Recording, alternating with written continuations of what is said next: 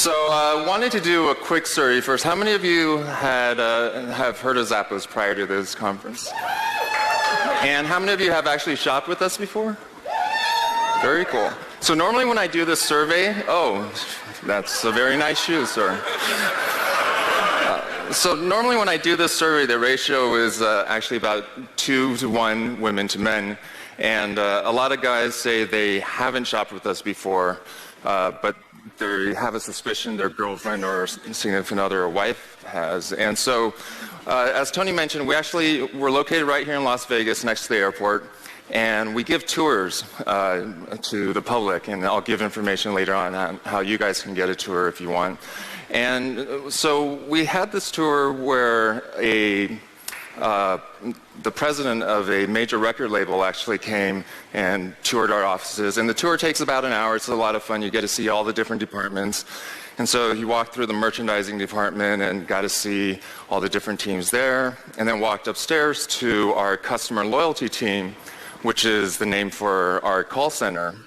And I asked him, have you shopped with Zappos before? He said no, but he keeps seeing these white boxes show up, and then he doesn't know what his wife does with them. They disappear pretty quickly. And so when he sat down next to one of our call center reps and forced her to look up his wife's account. And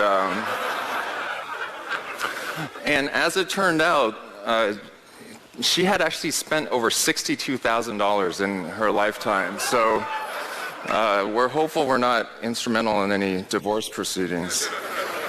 So before talking about Zappos, I wanted to talk a little bit about what led me to Zappos. And the story actually starts with pizza. Back in college, I was running a pizza business on the ground floor of my college dorm. And we had probably about 300 or 400 people and in the dorm. And so I was in charge of hiring the workers, ordering from suppliers, occasionally making the pizza myself. And this guy named Alfred, who actually is our CFO and COO today at Zappos, he would stop by every night and order a large pepperoni pizza from me. And that wasn't actually that surprising because he eats a lot. And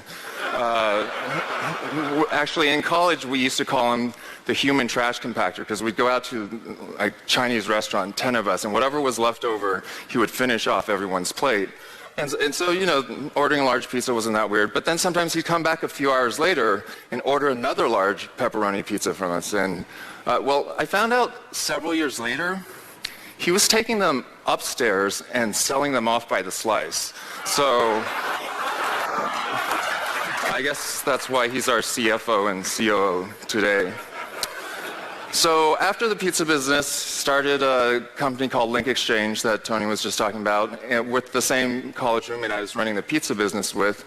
And we grew that to about 100 or so people and ended up selling the company to Microsoft. But what a lot of people don't know is actually the reason why we ended up selling the company. And it's because we didn't pay any attention to company culture. I remember when it was just 5 or 10 of us, it was kind of your typical .com, back in the day. We were sleeping under our desks, had no idea what day of the week it was, working around the clock, showering every once in a while. And we ended up hiring all the people with the right skill sets and experience, but we didn't pay attention to culture, and so a lot of the people we hired weren't necessarily culture fits, and by the time it was 100 people, it just wasn't a fun place to go into work anymore. And I remember myself just dreading, waking up in the morning, going into the office, and that was kind of a weird feeling because, this was a company that I had co-founded, and if I myself didn't want to go in, how did the other employees feel? So we ended up selling the company, and then Alfred and I got together and invested in about 20 or so different internet companies, and Zappos just happened to be one of them. But over time it became clear that Zappos was both the most promising and the most fun, and so I ended up joining full-time with a year, and I've been with Zappos ever since. So most people, when they hear Zappos, think of us as an online retailer of shoes, because that was the original idea. It was just, let's just sell shoes. There was other companies selling furniture online, pet food online. Why not try selling shoes online? And so internally, though, we actually made a shift a few years into it, and we think of the company very differently. We really want the Zappos brand to just be about the very best customer service, and hopefully 10 years from now, people won't even realize we started out selling shoes online. So we actually today sell a lot more than shoes. We sell clothing, cosmetics, even electronics, kitchenware, jewelry. And actually, it doesn't even have to be limited to online. We really just want the Zappos brand to be about the best service, the best customer experience. And we've even had customers email us and ask us, will we please start an airline or run the IRS? And, you know, we're not going to do either of those things this year, but, you know, 20 or 30 years from now, I wouldn't rule out a Zappos Airlines that's just about the very best customer service and customer experience. So one brand we look to sometimes for inspiration is Virgin. You know, they're in a lot of businesses, music and airlines and so on. The difference is the Virgin brand is more about being hip and cool. We just want to be about the best customer service. So we really focus on really our repeat customers, and we've gotten a lot of recognition in terms of customer service and what we're doing online in terms of how we're generating the word of mouth. But actually the recent recognition that we're most proud of is making the Fortune 100 best companies to work for. And that was actually a goal we set early on, and because we wanted to make sure that I didn't make the same mistake I did at Link Exchange, and so we've always focused a lot on culture since the beginning of the company. We focus a lot on repeat customers, and our whole philosophy is take most of the money that we would have spent on paid advertising and marketing and instead put it into the customer experience. So things like free shipping both ways, or 365-day return policy, or staffing our call center 24/7.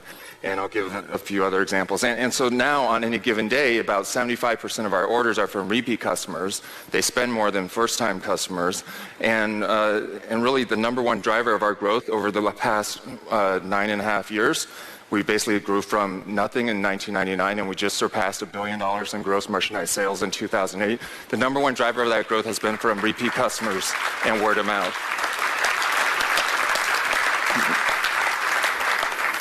So, you know, a lot of people ask, well, what is customer service? So it starts with our policies and what we offer the customer that you can see on our website. Free shipping both ways. So a lot of people order 10 pairs of shoes, try them on with 10 different outfits, and then send back the ones that don't fit or they don't like, and we encourage that. We have a 365-day return policy for, I guess, people that have trouble making up their minds or committing. And, you know, on most websites, it's very hard to find contact information. It's usually buried 5 clicks deep, and then you can only email. Whereas we take the exact opposite approach. We put our 1-800 number at the top of every single page of our website because we actually want to talk to our customers. And it's funny because a lot of times I'll speak at an advertising or branding or marketing conference, and a lot of the discussion is, you know, consumers are being bombarded with thousands and thousands of messages every day. You know, how do you get your message to stand out?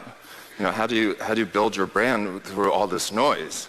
And as kind of low-tech and unsexy as it may sound, the telephone is actually one of the best branding devices out there. I mean, think about it. You have the customer's undivided attention for 5 to 10 minutes. And if you get the interaction right, that's something that they're going to remember for a very long time and tell their friends and family about. And that's what we found at Zappos, and that's a big part of what's driven our growth. We've actually found that on average, each customer actually contacts us at least one time, sometime during their lifetime, by phone. And we could make that a very memorable experience if that's something that we really focus on, instead of trying to just cut costs like most call centers try to do. So those things, our policies are things that our competitors have and will continue to copy. But then there's what happens after you actually press the buy button on the website. And that's really where we feel that the real work for Zappos begins. That's where we really differentiate ourselves.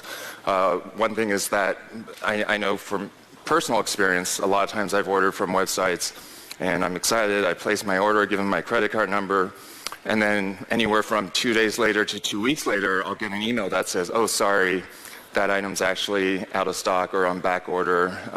You know, we might have it in stock a few weeks later. And that's a very frustrating experience for customers.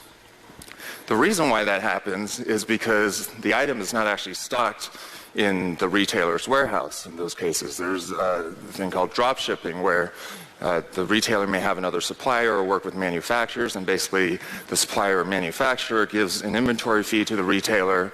The retailer shows that on the website. Customer orders from the retailer, then retailer orders from the supplier, and then the supplier's inventory feed is not necessarily accurate. They may not ship quickly or accurately, and so it can end up being a very frustrating experience for the customer. Well, the reason why it makes sense is because you don't have to hold any inventory. You just put stuff on your website. And so actually a lot, if not most websites, actually take some sort of approach such as that. And that's actually what we did early on in the early days of Zappos. And I'll talk a little bit about how we moved away from that. The other thing is we do a surprise upgrade. Even though it's free shipping, we promise that you'll get your order in 4 to 5 business days with the free shipping. But for most of our repeat loyal customers, we do a surprise upgrade to overnight shipping. And so a lot of customers order as late as midnight Eastern, and then it's on their doorstep 8 hours later. And that creates that whole wow effect that the customer remembers for a very long time and tells their friends and family about Zappos. The other thing we do is everyone in our call center is trained so that if you are, let's say you call us and you're looking for a specific pair of shoes and we're out of stock of your size, we'll actually look on at least 3 other competitor websites. And if we find it there, then direct you to the competitor and let you know how to actually, which specific link or navigation instructions to actually buy it from the competitor. And we obviously lose that specific transaction, but we're not trying to maximize every single transaction. We're trying to build a lifelong relationship with the customer and build up the brand of Zappos to be about customer service. And in that scenario, that's the absolute best way to brand yourself as being about customer service. So we also run our call center very differently. I talked about that 5 to 10 minutes of undivided attention. Actually, we did a survey recently and found out what the longest phone call was, and it was actually 4 hours long. And I don't think it even resulted in a sale, but that's okay with us. We're not trying to get every phone call to result in a sale. Really, we just encourage our reps to let their own personalities shine. We don't have scripts.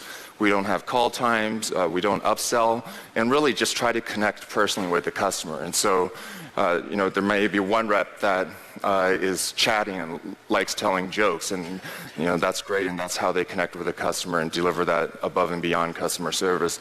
Or another rep, maybe their personality is not to be as chatty, but they have a dog and they hear a dog barking in the background, and then they can start talking to the customer about the dog, or they find out they're from the same hometown and talk about that.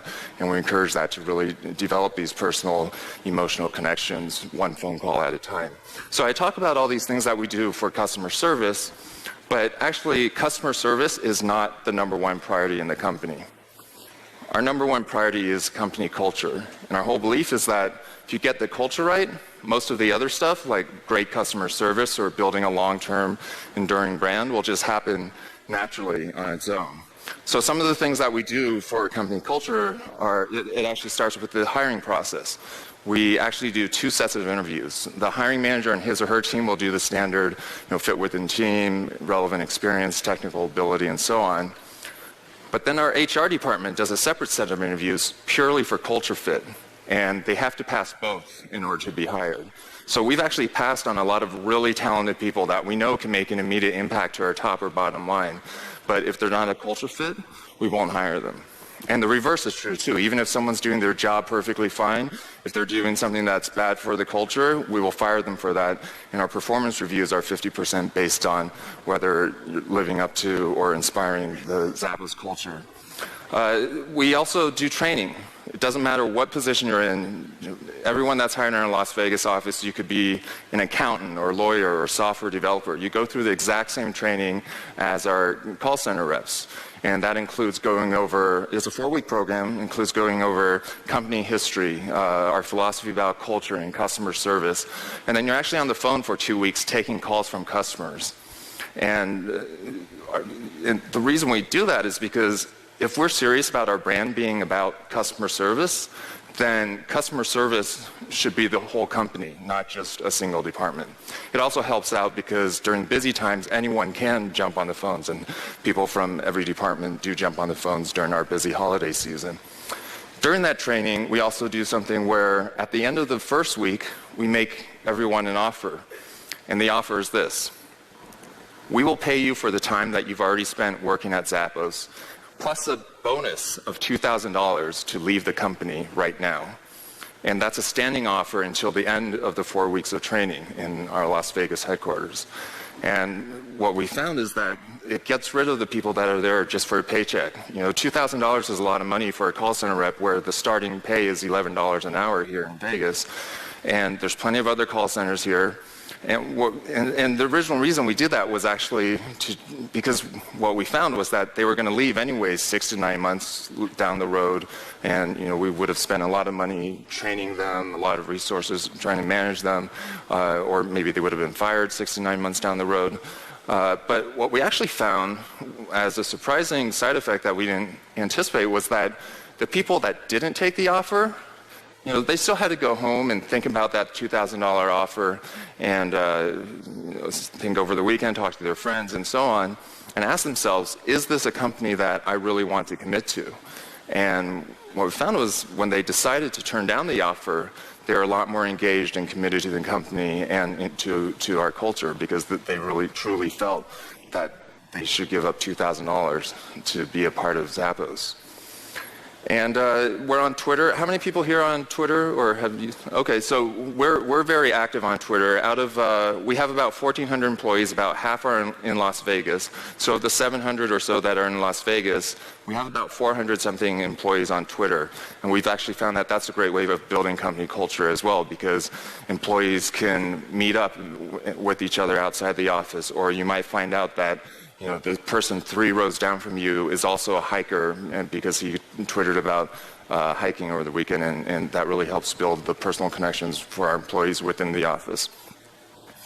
So, so our goal for 2009 then at Zappos in terms of what we want our brand to be about, it's really about owning the 3 C's. So most people that have heard of Zappos know about shoes, but we're actually making a big push into clothing. Clothing is about 4 times the size of the footwear market. And so we want to get that message out for people that don't know that we carry clothing and have never shopped with us.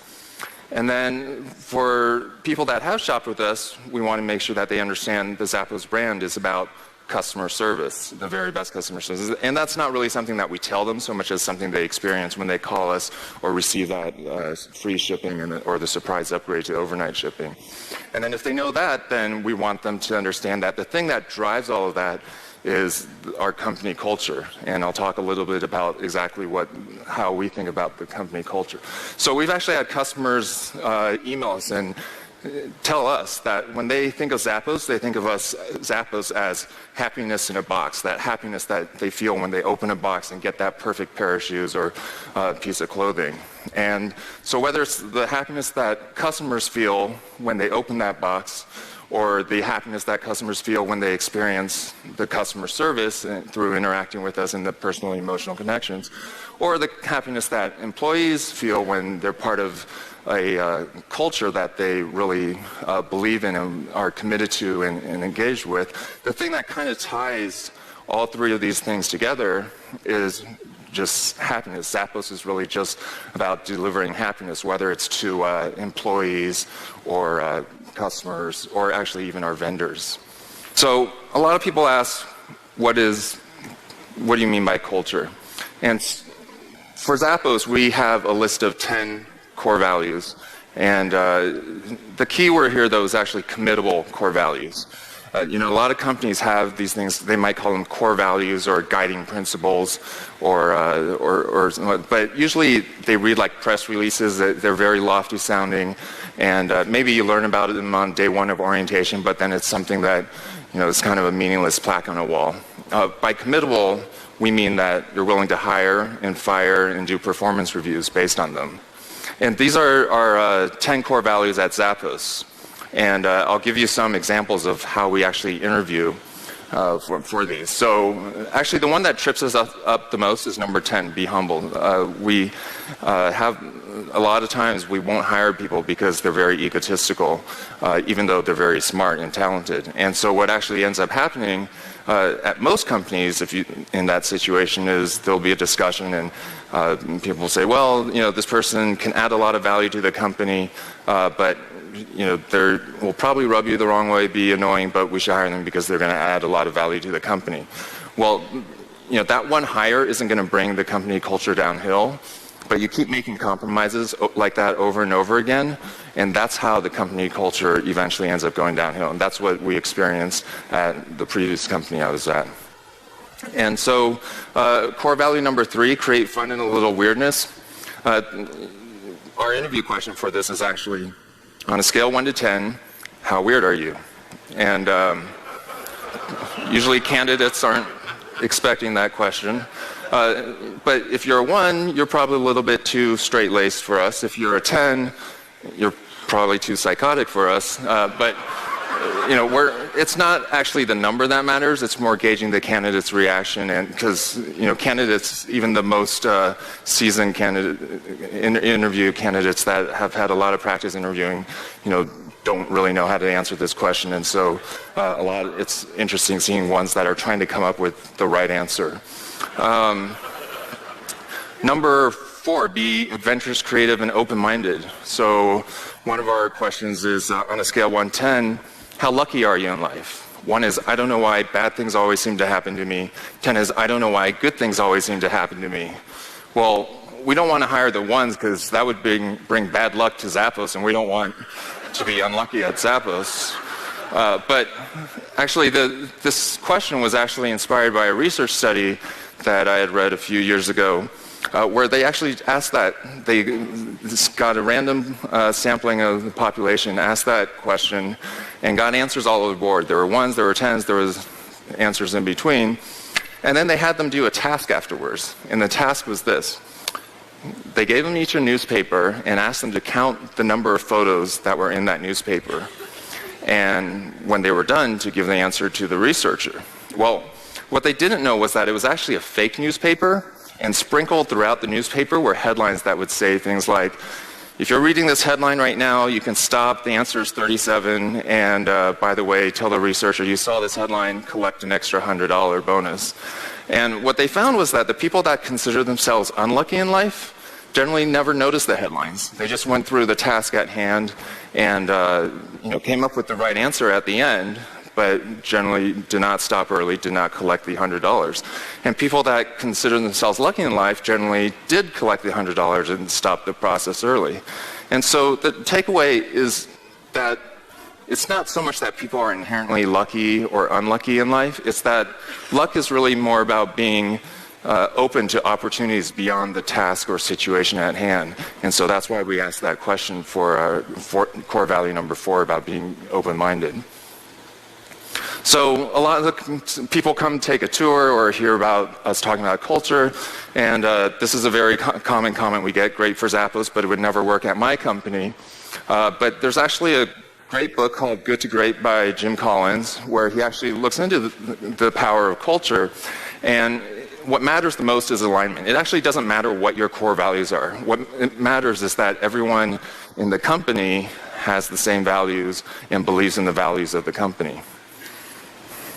So I wanted to go over 7 steps that we found were important for building a long-term enduring brand and what we believe got us to beyond the $1 billion mark at Zappos in less than 10 years. And the first step, it sounds easy, but it's actually not. It's to decide if that's what you actually want to do. Do you want to build a company for the long term and a brand for the long term?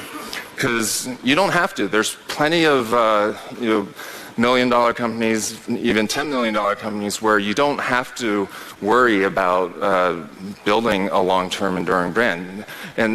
But there's decisions that get made, in terms of choosing short-term profitability or revenue growth versus long-term profitability and long-term sustainability as a company.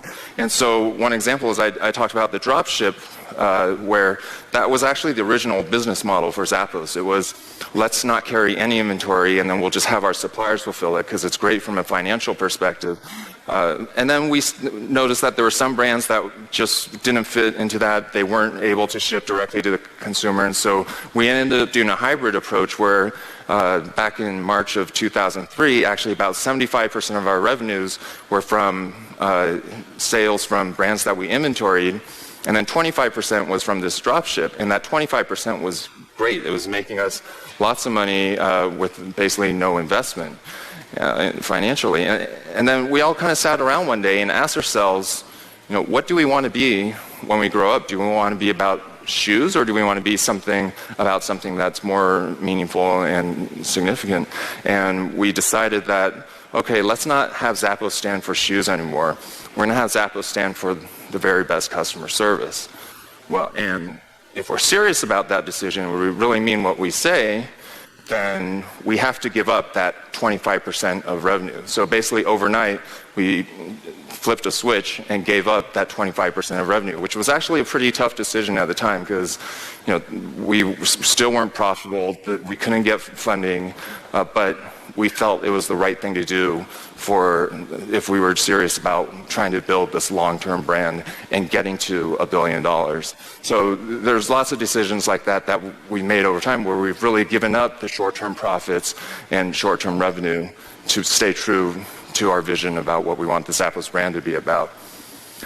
Step number 2 is about figuring out your values and culture. So we actually, for Zappos, we have those 10 core values now, but we've only had those for about 3 or 4 years now. We actually started out just thinking, okay, culture is important and we'll make sure we pay attention to culture, but it wasn't until we formalized the list of our core values that we really felt the momentum growing for our culture. And, actually, it was a year-long process. We went about it by I sent an email to all our employees and asked them, what should Zappos core values be? And we got a whole bunch of different responses, and actually the initial list was 37 core values long, which we thought would be a little hard for employees to memorize. So we went back and forth and combined some of them that were just different ways of saying the same thing. And over a period of a year, eventually came up with the list of 10 core values. And I remember back at the time, it was one of those things where employees were a little resistant because it sounded like big company stuff, and even me, I was kind of hesitant about it, but we knew that we had to do it in order to be able to communicate to everyone that was doing the hiring what we were looking for our core values. And people ask me if I could do it all over again, what would I do differently? I would do this from day one. It's not big company stuff. It's stuff that you guys should think about right now, especially if you're just starting out and small, because it gets harder and harder to set the core values as the company gets bigger. So it requires a lot of personal introspection as well, because actually I felt I got really lucky with Zappos because the employees came up with these lists of 10 core values, and they pretty closely matched my personal values. I'd never really thought about what are my values. It was more something that I've just learned about myself over the last few years. But the best thing is if you can think about it and think about what your own personal values are, and then if those are what you make the company's core values, then everything just becomes so much easier. You're just living the brand. You don't have to worry about brand positioning or making sure that this employee acts correctly. One thing that's been great for us is that when we have reporters come or job candidates come, most big companies, what happens is they're escorted by the PR person, and they're only allowed to talk to this marketing person, those 2 people, and don't talk to any other employees. And because only those 3 people are trained on the company's positioning or marketing message. And at Zappos, we give them the tour, and then basically we say, bathrooms over here, lunchrooms over there, feel free to walk around and talk to whoever you want to. And because we know that we've hired for culture, we know that everyone has the same values and understands the company's values and long-term vision, and then it just makes life so much easier when everyone's values are aligned. Step number 3 is committing to transparency.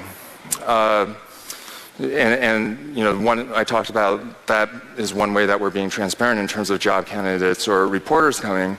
But there's a lot of other ways we do it. We have a newsletter called Ask Anything, where it's literally that. Employees can email and ask any question they want. It can be questions about financials or about what brands we might be carrying in the future, or even they sometimes ask silly questions like, do vegetarians eat animal crackers? And we'll do the research on that and try to answer them. So we have an extranet for vendors, and so vendors can actually log into our backend system and see the exact same information that our own buyers can see. They can see on-hand inventory, sales, profitability, turn, markdowns. And so we work with 1,500 different vendors, so the feedback we get a lot is, 1,500 vendors are seeing all this back-end information. Like, aren't you worried the information is going to get in the hands of competitors? And, realistically, I'm sure at some point some of the information does get into the hands of competitors.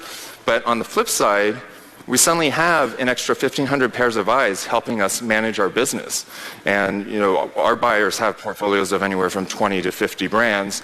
And so they may miss the style that's suddenly taken off, but because our brand partners, they can log into our backend system, they get daily sales reports just like our own employees get, and they can catch that new style, and they're not on our payroll. And so it's basically, we have about 1,400 employees, 1,500 vendors. We basically, double the number of people managing our business with really no additional costs. So we think the benefits far outweigh the costs.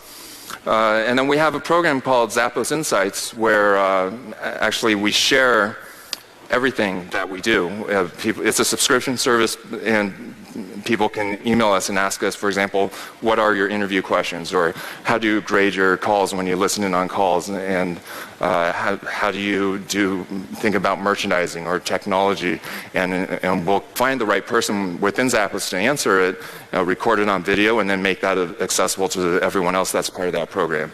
And then, as Tony mentioned, he came on a tour of Zappos a couple of days ago. That's open to the public. And then we've also had companies like Southwest Airlines or Lego come, and they'll spend 1 or 2 days with us, maybe a few hours with recruiting, a few hours with HR, a few hours with our call center, a few hours with our training team, and we're very open about sharing all that information.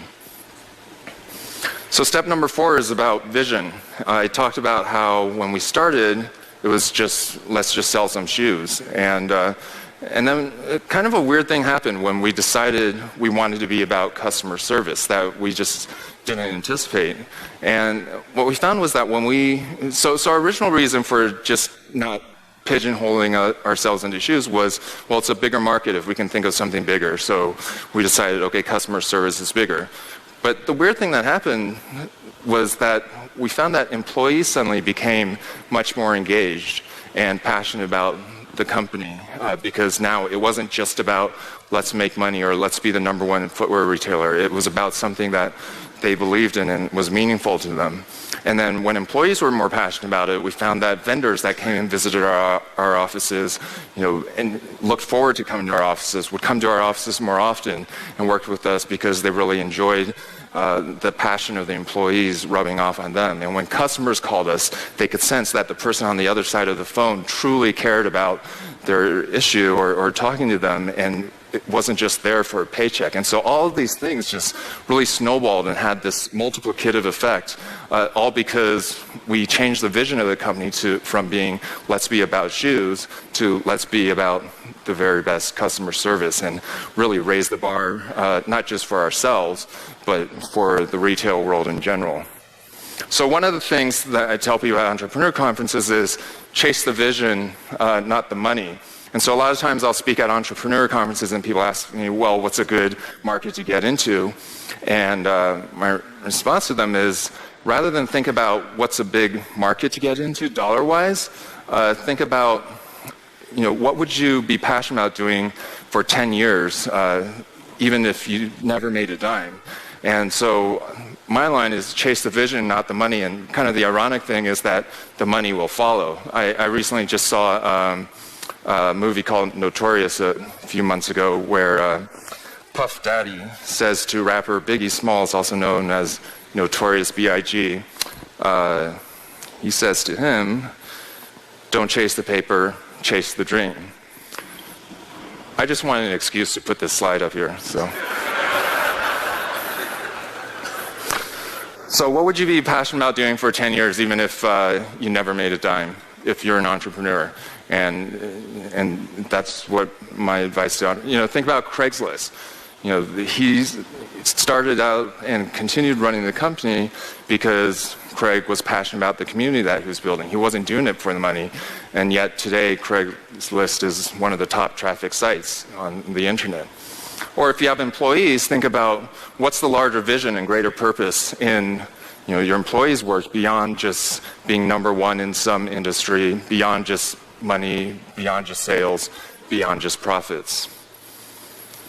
Because there's a lot of books and coaching on how do you motivate employees, and those do work to a certain extent, but there's a big difference between motivation and inspiration.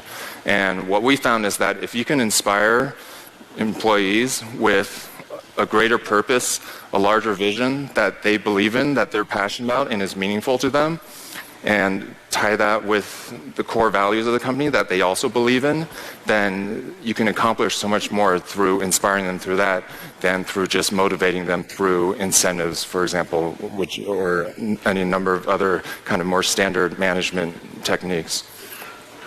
Step number 5 is about building relationships. I personally hate networking events where most of them feel like you're there, you're trading business cards, and your hope is you'll run into someone who can do something for you, and you can do something for them, and then it'll make both of you happy. What I found actually that's worked for me personally is that rather than try to network, instead actually just try to meet people and try to and it doesn't matter who it is, and try to get to know them as a person, and without any expectation or hope of any business that will get done. And what I found is that if you look hard enough, there's usually something that's pretty interesting about almost anyone that you meet. And what's happened is that, I don't know why this is, but 2 or 3 years down the line, usually something happens that you could not have possibly predicted. It may be that person that you developed this relationship with and were interested in as a person, as a friend, and because you had that friendship, that person mentions that their sister knows someone who knows the VP of this company that you've been trying to talk to but haven't been able to get through. And actually thinking back on Zappos, most of the really significant things that happened at Zappos, it just seemed like random luck. They were not something that you could have planned out or predicted, and then a lot of them were situations like that. And so, and this isn't just true for business. This is true for my personal life as well. And so basically, what I found is that if you just try to get to know people as people, and build relationships with no end goal beyond the relationship itself, that usually, for whatever reason, 2 or 3 years down the line, that ends up paying off. I don't know why it happens. That's just what I found in my own personal life. I was recently at the inauguration where Al Gore was speaking at a conference, and he had this African proverb that I liked: if you want to go quickly, go alone. If you want to go far, go together. And one of the other things I would do differently if I had to do Zappos all over again is actually hire more slowly and fire more quickly. I know especially in the early days, it's really tempting to just try to get any warm body into a seat because there's so much that needs to get done. And then, we kind of drag our feet. And we're not perfect at it at Zappos, but we've definitely improved over time in terms of, firing people. And we found that, if someone's not a fit for the culture or isn't performing, usually that process drags out, and looking back, wish that we could have done that so much faster. The other thing is really invest in the training of your people and developing your employees, because if you're trying to build a long-term company, one of the questions we ask our employees is, on a scale 1 to 10 in our employee survey to them, how likely will you still be at Zappos 10 years from now? And that's kind of the timeline that you need to think if you're trying to build a company for the long term. Well, generally, employees are not going to stick around for that long if they don't feel that they're personally and professionally growing and developing.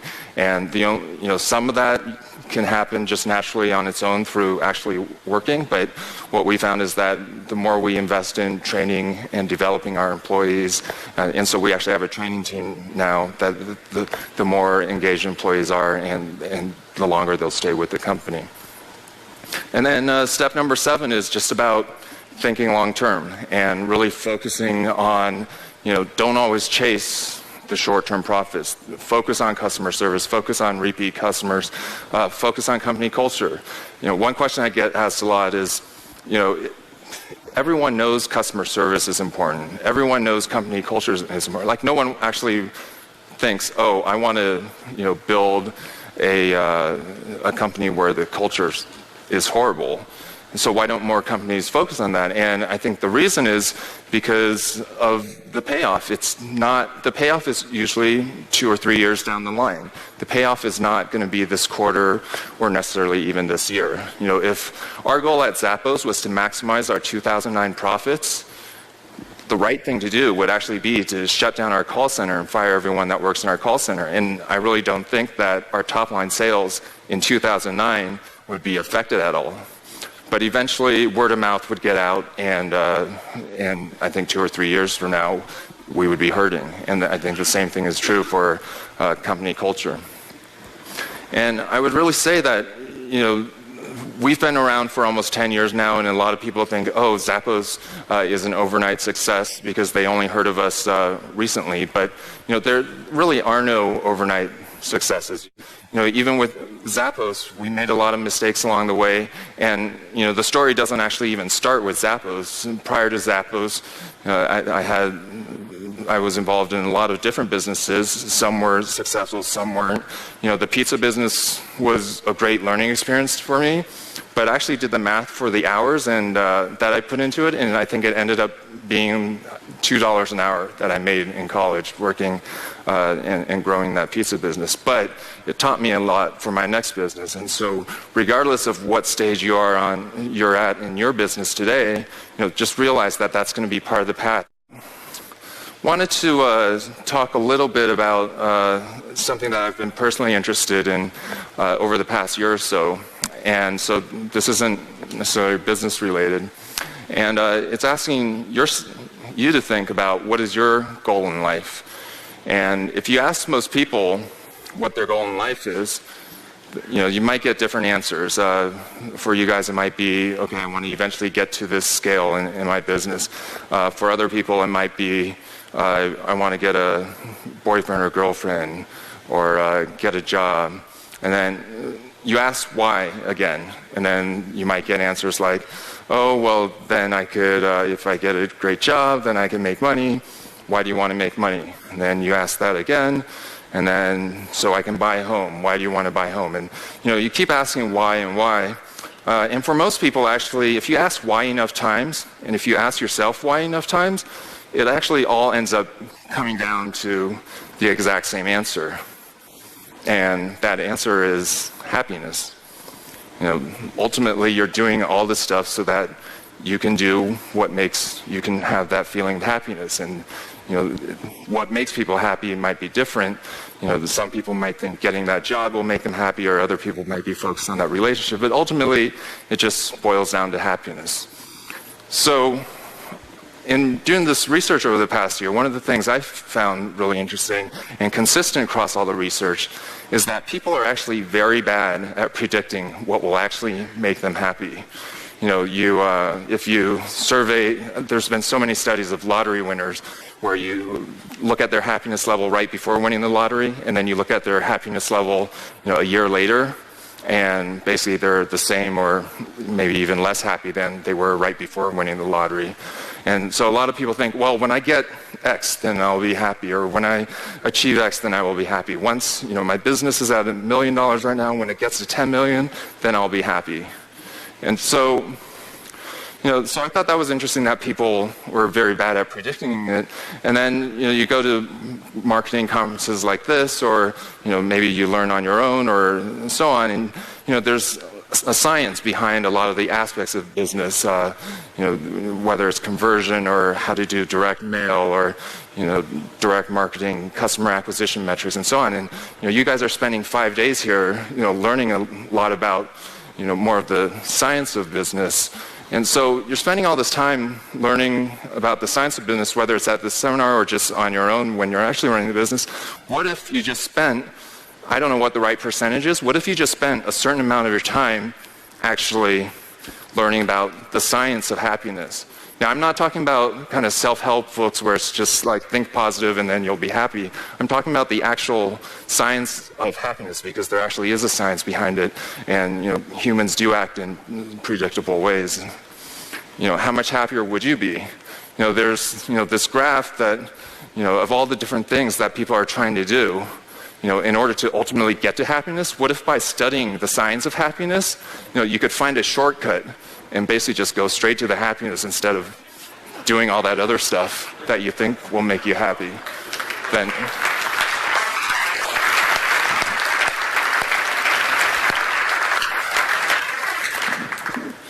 so that's what got me interested in the topic, and so I wanted to just share kind of a quick Cliff Notes version of some of the different frameworks of happiness that I've learned about through the research I've read.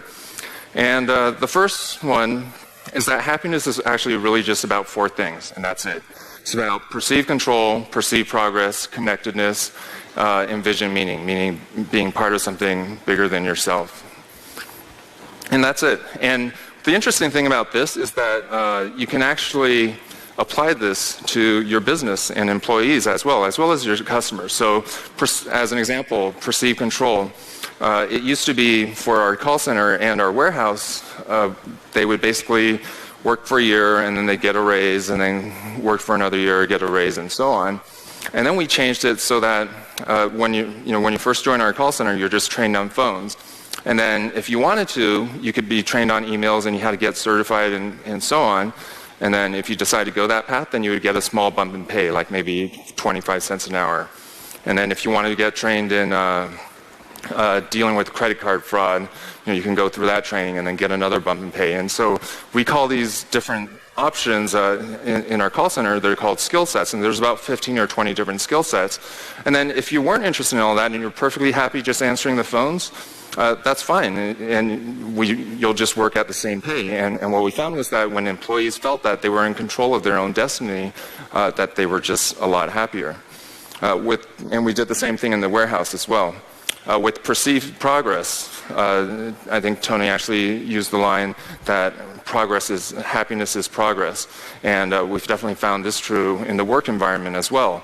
So it used to be that if you wanted to be in our merchandising team and eventually become a buyer at Zappos, you start out entry level, and then you would work for 18 months as a merchandising assistant.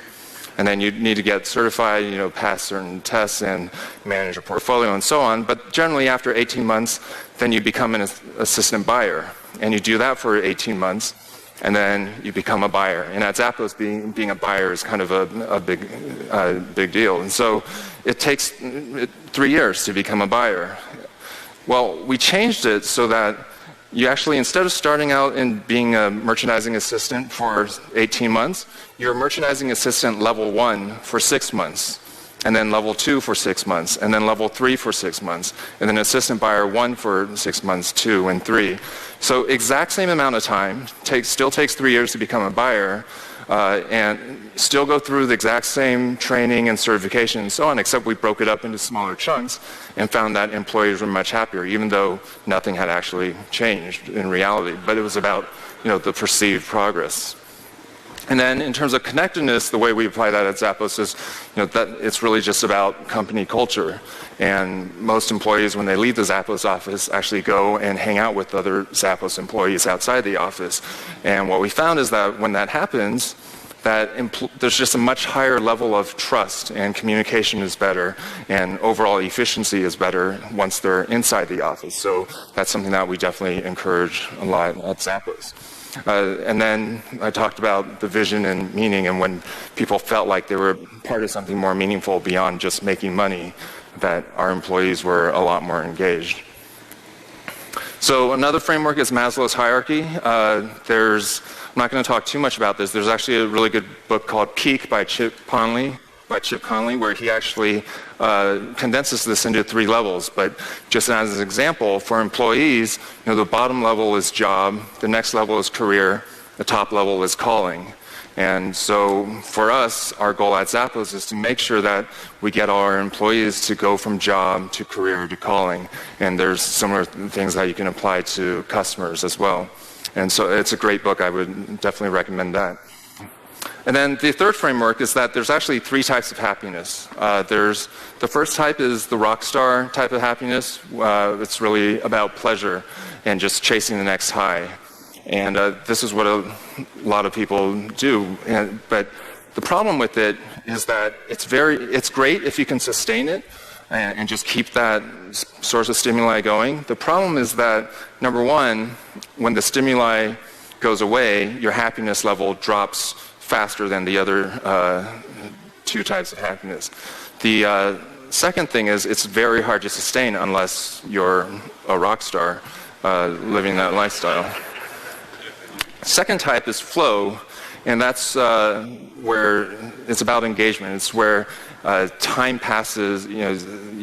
For different people, it's different things. For some people, it might be running or painting, and it's where you're so engaged in something and so passionate about something that 3 hours will pass, and it seems like only 20 minutes have passed. And the research basically, there's a book called Flow, which basically talks a bit about that. And basically, what is suggested for achieving this type of happiness is, when you notice yourself in those types of situations, basically just try to make those situations happen more often. And so that might be, changing your job or where you live or what you do or even who your friends are in order to have that type of thing happen more often. And this type of happiness lasts longer when the source of stimuli goes away, longer than the rock star pleasure type of happiness.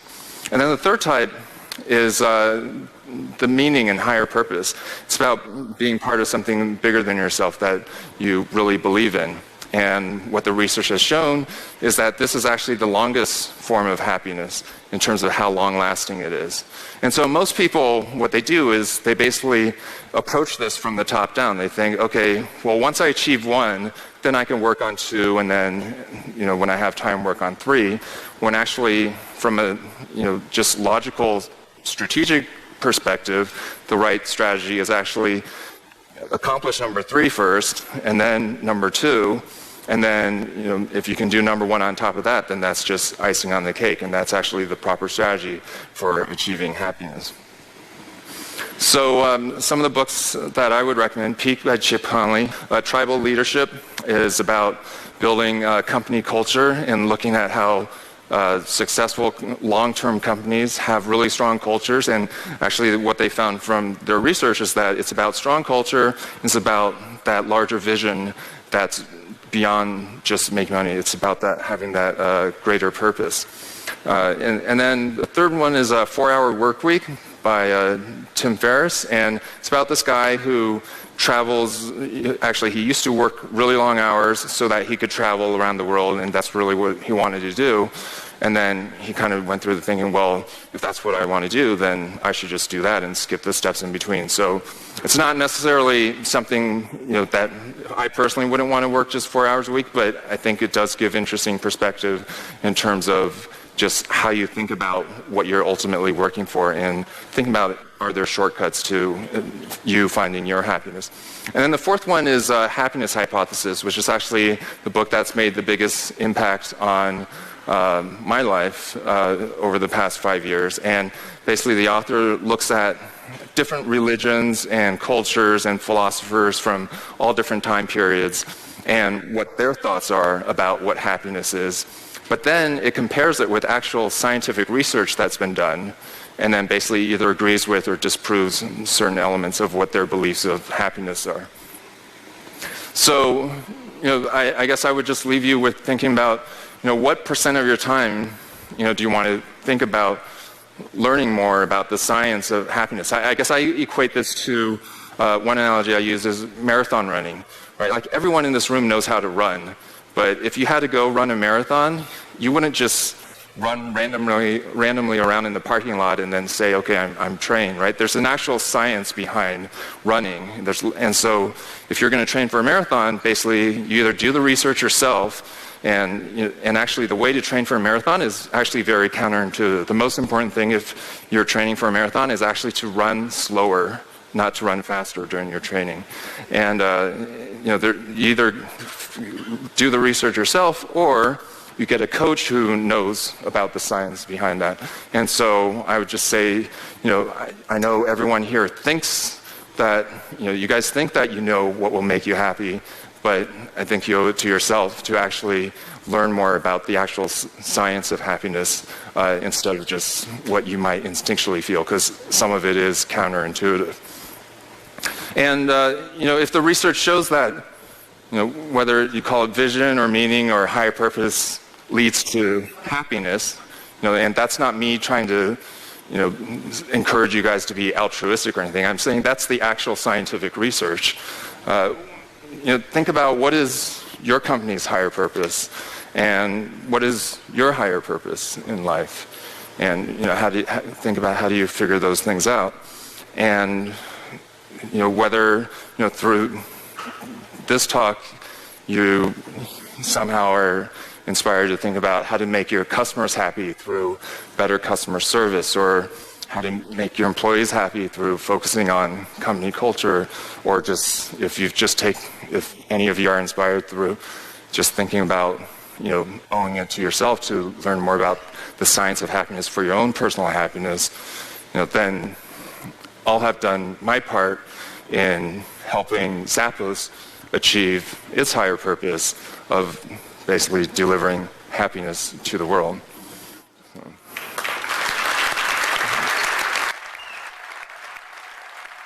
Another piece of story. A couple of years ago, I was speaking at a Skechers conference. Skechers is one of the brands that we work with, and this was out in Santa Monica, and so it was a multi-day conference, and at night, a lot of people would go out drinking and partying and so on. And so I remember there was 3 of us from Zappos and 3 people from Skechers, and we decided to go bar hopping in the Santa Monica area, which was my first time bar hopping in the Santa Monica area. So I wanted to make sure I took full advantage of the opportunity. And so we went to the first bar, and we each had a round of drinks, and then someone decided to order us a round of shots, so we took the shots. And then we went to the second bar and had another round of drinks, and then another round of shots. And then we went to the third bar, had another round of drinks, and then actually I don't remember how many shots we had after that. But what I do remember is that we afterwards we shut down. Last call there is 2 a.m. So we all, after the bars closed down, we all wound up in someone's hotel room, and the whole walk along the way back to the hotel room, one of the Skechers women was basically just talking about how she was craving this pepperoni pizza the entire time, because then she was so hungry after all the drinks that we had. So we wound up in someone's hotel room, and she called room service and tried to order a pepperoni pizza. By then it was 3 a.m. and room service unfortunately doesn't deliver hot food after 11 p.m. And so she hung up and was kind of upset and was like, I was really craving that pepperoni pizza. So I tell her, did you know in college, I used to make pepperoni pizzas? And she looks at me and was like, that's so not helpful right now. And so so then, the rest of us Zappos people were in our, I guess, inebriated state, we're like, well, call Zappos, call Zappos. We're about the best customer service. And yeah, well, to us, it definitely was the funniest thing we ever heard at the time in our state. And so we were all laughing. I'm not quite sure why, but it was funny at the time. And so she calls Zappos, puts it on speakerphone, and says, hi, been drinking all night, and really craving a pepperoni pizza. I'm in Santa Monica. I called room service. They won't deliver food after 11 p.m. Well, they will, but not hot food, and I want my pizza hot. And so, and then there was just kind of an awkward silence. And then and she's like, well, you called Zappos, right? Like, we sell shoes and clothes. We don't sell pizza yet. And so she's like, yeah, but I've been craving this pepperoni pizza all night. Like, is there anything you can do to help me out? And the rep said, okay, hold on. And then put her on hold for 2 minutes, and then came back 2 minutes later with the list of the 5 closest places in the Santa Monica area that were still delivering pizza at the time. And so I hesitate a little to tell this story because I don't want all of you to start ordering pizza from us, but I just think it's a fun story to tell, because clearly we don't have a script or a process or procedure for this. But I think it's just a great story to tell and fun story to tell, because it's just an example of, if you get the culture right, then most of the other stuff, like great customer service or just building your brand through completely random interactions, will just happen naturally on its own. And that's it. Thank you.